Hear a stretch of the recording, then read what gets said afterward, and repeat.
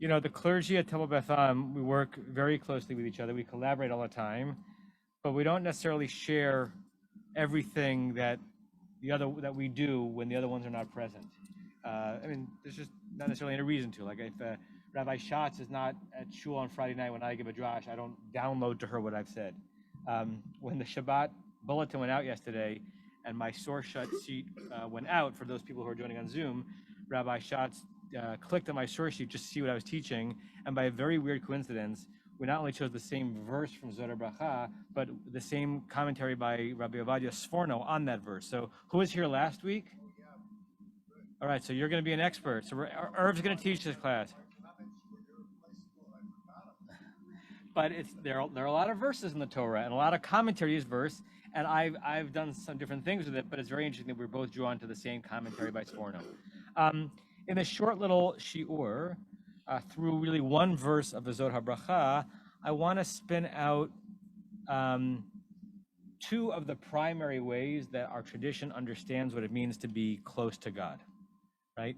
That's a very loaded statement because does anyone really know what it means to be close to God? You know, we don't have a singular way of defining that, but our tradition lays out a roadmap for what it means to be able to say you're a person that God is close to. And we're going to do it through a commentary by Sforno and some of the Talmudic texts that he references, and then a comment by the Ramban. And I guess as we're going through this, I want you to ask yourself, which of these modes, if any, is the one that most speaks to you in terms of your Jewish life and your goal in Jewish life, which I imagine part of your goal of Jewish life is to get closer to the Holy One. Like it's, again, we've talked about this all the time. It's not just a club.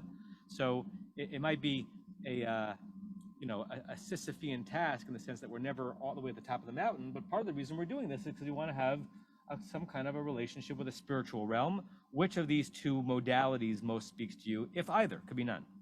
Okay. So at the very, very end of Parshat Zohar Bracha and the end of the Torah, I think this is the anti-penultimate verse of the Torah, but maybe the penultimate. I don't remember which one.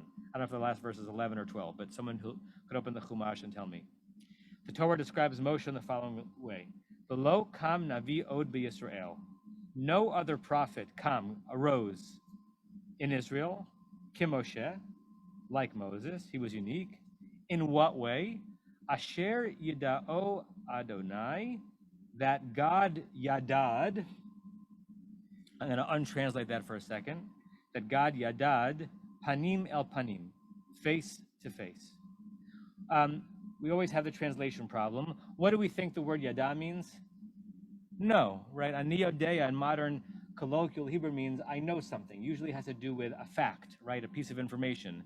What does Yada mean in biblical Hebrew? What are the possibilities of what Yada could mean? Know intimately, either carnally, right? Or know something not like you know that the square footage of a room that's 20 by 30 is 600. That's not necessarily biblical yediyah. Biblical yediyah is some deep awareness of the other or of some reality. So it seems to be that we're describing here that in what made Moshe unique, what made Moshe unique was that God knew him. Really interesting. You might have read this verse several times before and thought what you were reading is that what made Moshe unique is that Moshe knew God. But the way the grammar works is that what made Moshe such that no other prophet would ever approach that level is that God knew him, panim el panim, face to face. Before we look at this Sforno, any reactions or comments to that verse, which you've heard many times in your life, but as you're reading it now, what comes up to you? Yes, Joey. I'm going to say that and I'll repeat what people say on the Zoom, everybody. Right the first time, it's the anti-penultimate verse you were referring to. It's the anti-penultimate verse. Thank you. Any reactions to what this verse means as you're reading it? Oops. Can't lean on this. As you're reading it now? Yes, Sandra?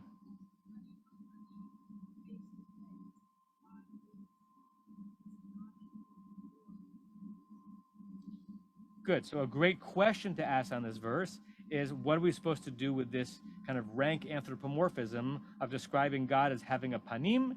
It's not the only place, of course, in Torah where the very bodiless God is described with body parts, but this is a pretty straightforward one. I'll just pause and say this is not an answer to your question, but remember that panim in Hebrew means face.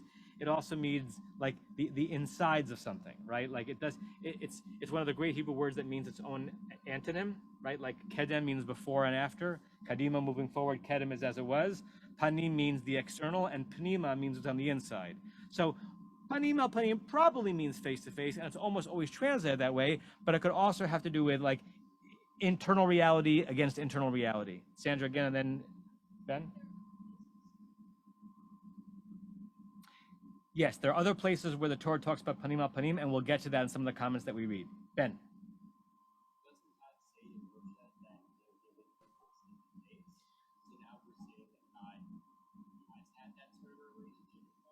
Good. So what Ben is quoting is actually one of the verses that we read this morning in Parshat Ki Tisa, Lo tuchal lirot et panai, when God is asked by Moses, I want to see all of you, I want to see your glory, I want to be exposed to you. God says, thanks, but no, right? Lo yirani hadam b'chai, a person cannot see me and continue living.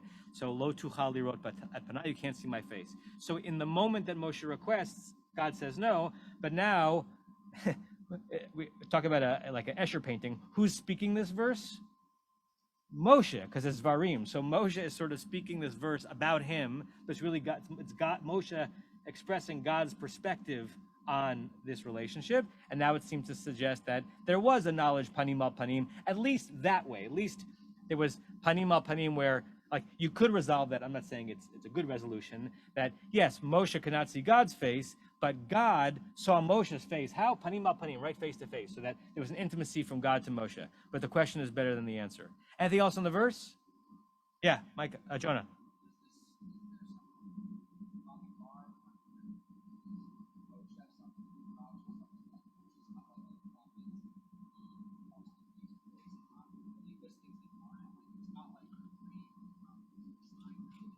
Correct.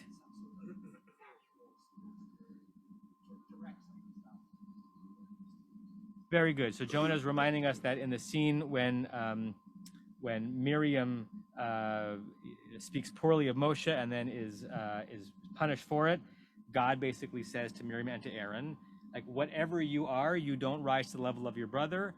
To you, I speak in chidot, in puzzles, in riddles. But God, I speak. Rabbi Schatz. God, right in time for me to use the sforno that you wrote last week.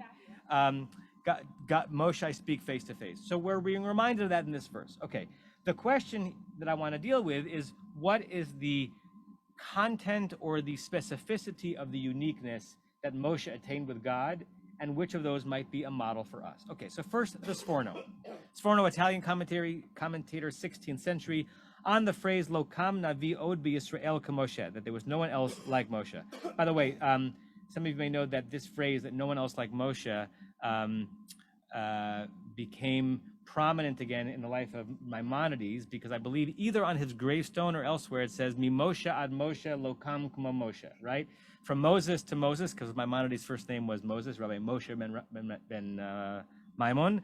From Moses to Moses sounds better in Hebrew than in English. There was no one like Moses, meaning except your grandson. Until the second coming of Moses was the Rambam. Humble he wasn't. By the way, apparently that was reinvigorated. What's that? And then I believe in the 19th century, I think that Moses Mendelssohn, Moses Montefiore, the philanthropist, said he was like Mimoshe ad Moshe lokam k'mo Moshe ad Moshe. Like I'm the third coming. Okay. Sforno. What does Sforno says it means? Lo higia shum navi lemadregat nevuoto. What does it mean? That no future prophet was able to arrive at his level of prophecy. A madrega as a level or a step. Uvazeh hitba'er. And through this verse, we can now understand better the following thing, which is a kind of a paraphrase from the Talmud: She'ein navi rashai lechadesh devar me'ata. That no prophet is permitted to enact anything new from this point forward. Right? This is an understanding of Jewish law that valorizes the calcification of something back then. Right? And by the way, every Jew does a version of it, right? So the Hasidic Jews are valorizing the dress of Polish noblemen in the 1700s, right? And Sforno is saying that the text is saying we valorize exactly things were when Moses lived. Of course, nothing is like the way Moses lived. And we do a version of it also. The next time you complain that someone's using a tune that's not the tune you grew up with, you're saying the exact same thing. It was supposed to stop evolving then when I was 23 years old, and there should be no chidush in Judaism. The Chatam Sofer, Moshe Sofer of Pressburg, he famously said, Ein Chadash Asur Min HaTorah. He was making a pun on an agricultural rule about the new produce that can't be eaten until a certain date of the year, but he turned it into a halachic cultural rule. Chadash Asur Min HaTorah. There are no more innovations. All the innovations that happened until Rabbi the Chatam Sofer was alive was fine, but at this point, any new innovation is reform, right? God forbid. So, but before we finish this forno, turn the page and look at the Talmud that he's basing it on. So, interesting, worthy digression. This is Masechet Shabbat, page 104.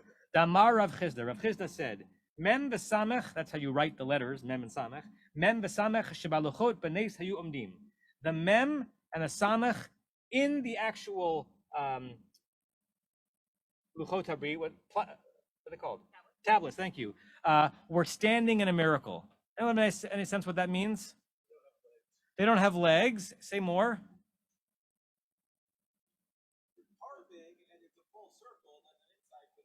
Correct. There's a tradition, you have to kind of lean into the suspend disbelief, that in Luchot Habrit, it wasn't like just a shallow carving of the letter, that the carver, the Holy One with the God's finger, carved all the way through the Luchot. So you can carve all the way through an aleph and it'll be just fine. And you can carve all the way through a bet just fine. But you carve all the way through a mem, the center pops out, right? And you carve all the way through a samech, there's nothing holding in the O in the center of it. So Rabbi Chisda says, this is an easy one to resolve. It was a miracle, right? If God can create the world, it's not so hard to make a samech not fall over, okay? Ela satum asao patuach gru'e ka megarela. That if one then subsequently took a closed letter, like the closed mem, and turned it into an open letter, then you are degrading its sanctity because originally it was closed, turned open. Da'amar Rabbi Yirmiyah, Rabbi Yirmiyah said, Ve'itemi Rabbi Chia bar Abba, and some say it was another rabbi, Manspach Sofim Amarum. The prophets, the Talmud sometimes refer to the prophets not as Nevi'im, but Sofim, the one who could see in the future. They established Manspach. If you haven't looked over in English, what is Manspach? Which are significant because of what? They are Sophites. We think of them as Sophites, right? Rabbinic Judaism thought of them as two different ways of writing the letter, one closed, one open. So the mem that we know and love, the print mem, is open because it's opening there. That'll stay in the luchot. But the final, what we think of as a final mem, is closed, right? So think of all the ways in which the letters, like a tzadi, you take a print tzadi, it's not closed in the sense that it's all the way around, but it's compact. And what we think of as a final tzadi is that the leg got moved down, so opened up, right? Just put the details of that aside. Talmud is asking a halacha question on this about the chain of authority, but Tizbra. Does that make sense that the later prophets would have had the audacity to change something as significant as the shape of the letters, v'hakativ? But it says, Elah hamitzvot. These are the commandments that Moses gave to the children of Israel. She'ein hanavi rashai lechadesh davar me'ata. No future prophet is allowed to change anything from that point forward. So, without spending too much time on that, this is the Talmud basically saying, this is what this Forna was quoting, it shouldn't have been that Isaiah or Ezekiel, any prophet, changed something that Moshe did, and it shouldn't have been that the rabbis, who are actually writing this material, should have changed anything that Moses did. Of course, they think they are just unveiling what Moshe did, not changing it. Go back to Sforno. So the first thing Sforno was saying is that what does it mean to say that Moshe was unique? He was unique in that he was the last one to innovate. Moshe was the last conservative Jew. Al derech omram, and this is also similar to what they said, they meaning the rabbis of the Talmud, Ein Beit Din yachol levatel divrei Beit Din. One court cannot nullify the words of another court, Beit Din chaviro, its fellow court, ela im kain, unless gadol mimenu, unless the second court is bigger than it, b'chochma, in wisdom and in size, to suggest that if there's a ruling that a group of rabbis make, it stands for all time, unless another court can come along, which is greater in number, that gets to be a very large number, and greater in wisdom, who gets to decide, right? This is a classic question in Jewish law. Do today's rabbis properly arrogate to themselves the right to say that we are the inheritors of a tradition that is constantly evolving and therefore we ought to evolve too? Or are we inheritors of a Sfornoistic tradition that says, stop, you're going to say you know more than Maimonides? You knew more than Rabbi Akiva? That's the apex of hubris. And that goes back all the way to Moshe. So if you could size up Sforno's understanding of what it meant that Moshe, to say that Moshe was unique and Moshe was special, how would you put it in a sentence? What is the value of this uniqueness?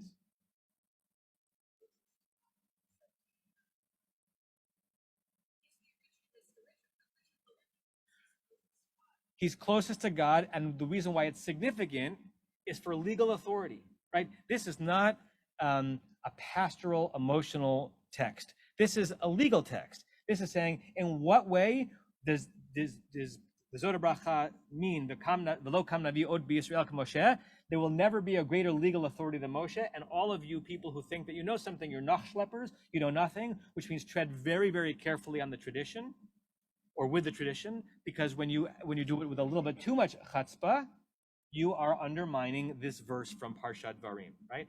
Now, again, what's internally contradictory about this is the rabbinic culture that is writing this material is the very culture that took apart all sorts of things and expanded all sorts of things and innovated all sorts of things. And that is an internal and unresolvable debate within rabbinic practice. Alan, question, I'm just gonna get some more water while you're asking the question.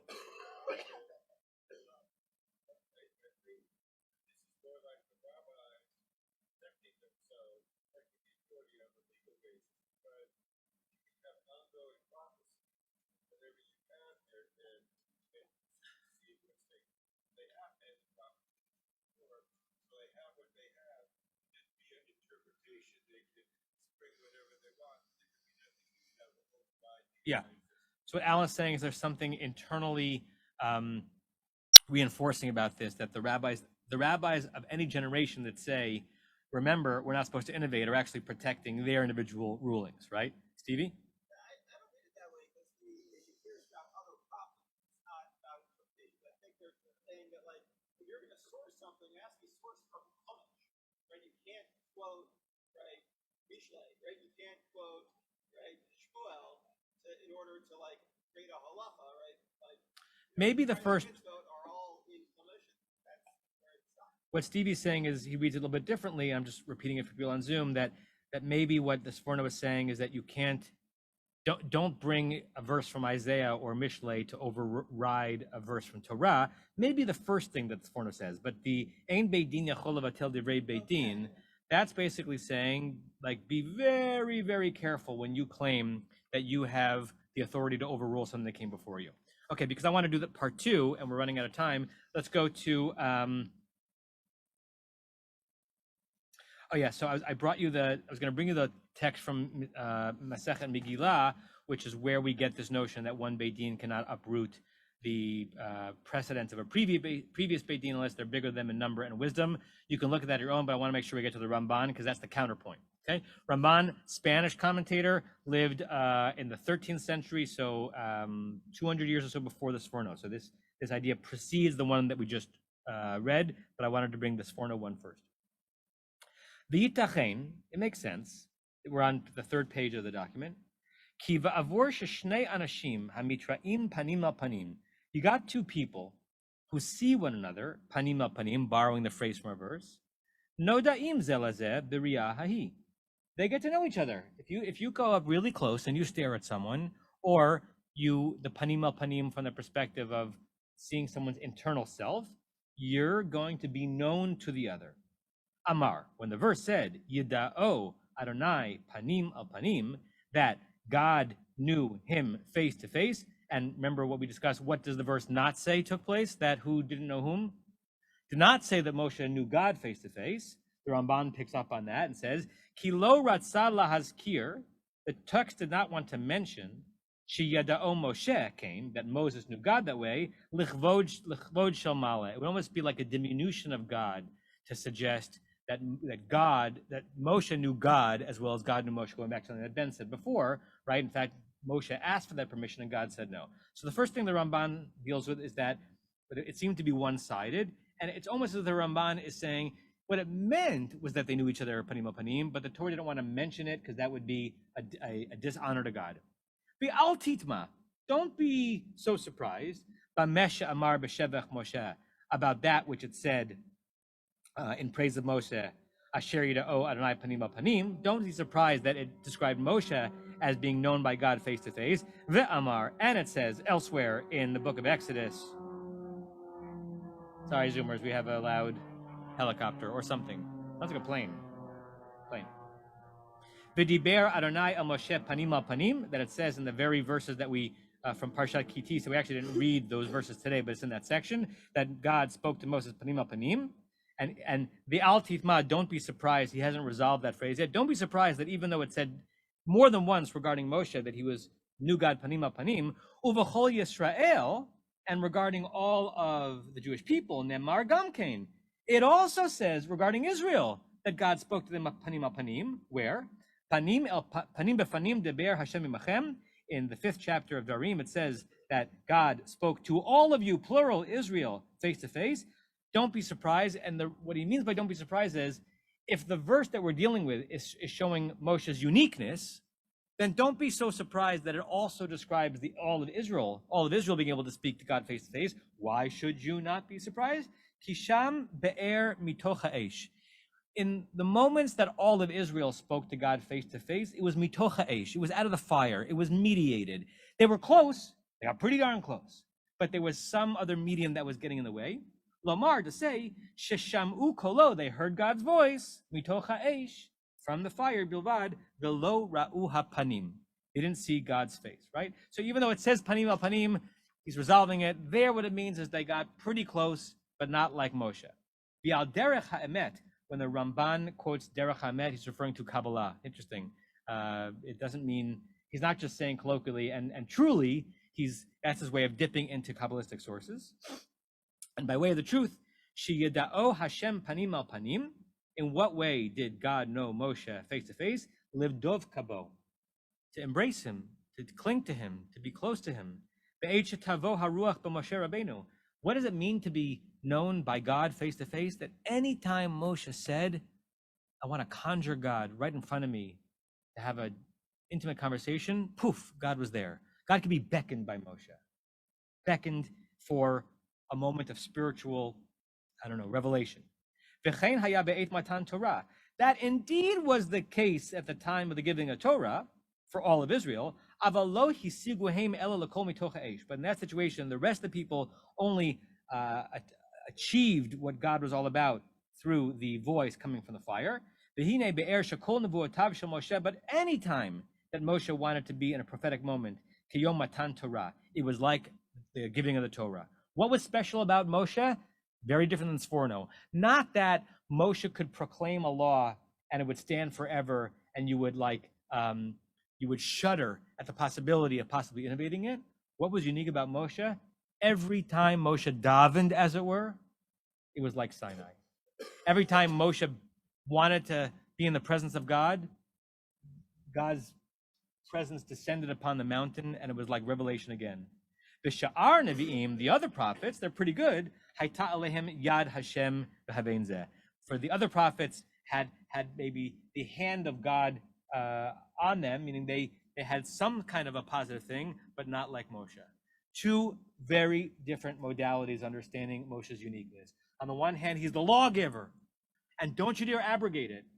And when you are a rabbi, you're a Beit Din, you are inheritors of a tradition that has been very delicately and responsibly passing down Jewish practice. And that's a big thing, because if we didn't do it delicately and carefully, then our Jewish practice today would have nothing in common with Jewish practice 500 years ago. So, as a traditional conservative community, we hold on to that with some reverence, just not with utter reverence. And the Ramban saying, no, you get it all wrong. This doesn't have to do with legal authority. This is not about the transmission of practices. This has to do with spiritual intimacy, right? And trying to trying to show that the ideal in Moshe is not that he was a powerful lawgiver, but that he could summon God when he wanted to summon God. That is a spiritual uniqueness as opposed to a legalistic one. Irv?